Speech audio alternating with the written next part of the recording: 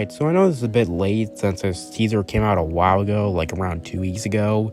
I'm pretty sure I am kind of late to this, but it's just been kind of bothering me, and I highly doubt anyone else really cares. But this has been kind of bothering me. So you might remember Super Bowl 2026. I'm sure you do, because again, that was like 2 weeks ago. The game itself was boring. I mean, I don't really care about football anyway, but oh my god, that game was boring. The only real interesting parts this year were the commercials and the halftime show. But honestly, the commercials were boring too. Most of them were just aging millennial celebrities being unfunny. The only one that was kind of cool was the Jurassic Park Xfinity commercial. I think it's just kind of neat seeing all the original cast return. But that one Backstreet Boys commercial was very cringe in my opinion. I don't know why. But that's not the main point of this video. There were also a few trailers. There was the Mandalorian Grogu trailer, which was a parody of old Budweiser commercials for some reason. Like, this movie has barely any trailers or marketing, and they decided to make a parody? What?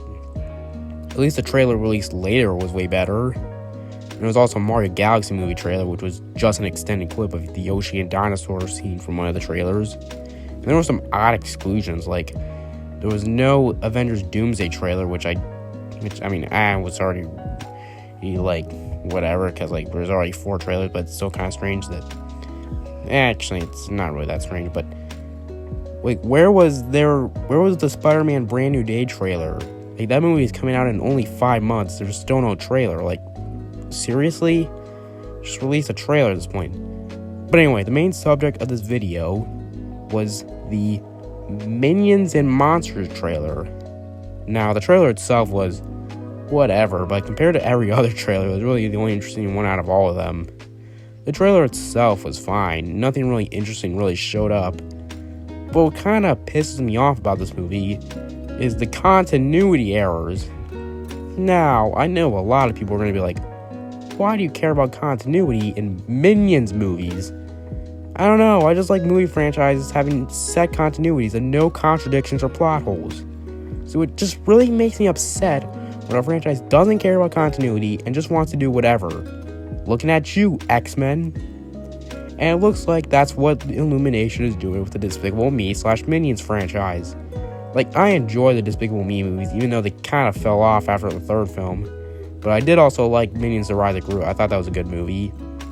But the continuity has always been kind of ruined when the Minions movie came out. Like, I never really liked the Minions movie that much. Even when it came out, I thought it was kind of boring, to be honest. But the Minions movie, it majorly contradicted, like, the franchise. Because in the first Despicable Me movie, we briefly see a blueprint of a Minion, implying that Gru made the Minions himself. In fact, I'm pretty sure they said, like that, it was like the Minions were, like, genetically modified corn kernels.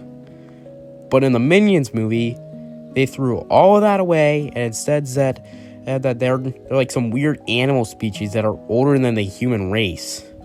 I guess it was kind of funny to see them serve all sorts of villains throughout history, but since it's a kids movie, they couldn't really go all out, so it's just generic characters like some pharaoh or like some caveman or Dracula, who isn't even a real villain.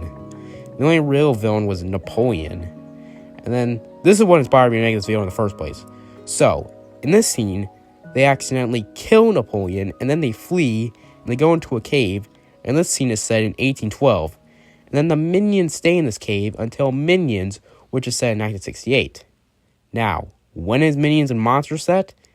In 1920s Hollywood. Do you see the problem here? The Minions should not be in this movie. They should be in the cave. Not to mention, they even wear the overalls, which we also don't see them wear until Minions. And I guess you could say that maybe some didn't go into the cave and they instead went elsewhere. Then why were people confused seeing Minions running around in 1968? Like, what? Oh, and this is not even the only continuity error in the Despicable Me franchise. We also briefly see Gru in Minions as a young kid, and he is stated to be around 8 years old.